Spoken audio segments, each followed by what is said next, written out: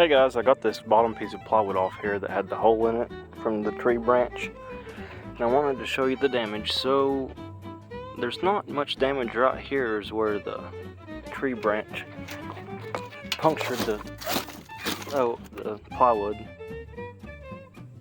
So there's not much there, but it did bust these rafter tails here. That one, this one, and that one. So I'll have to take the plywood back on that side a little bit, see if those rafter tails are all right.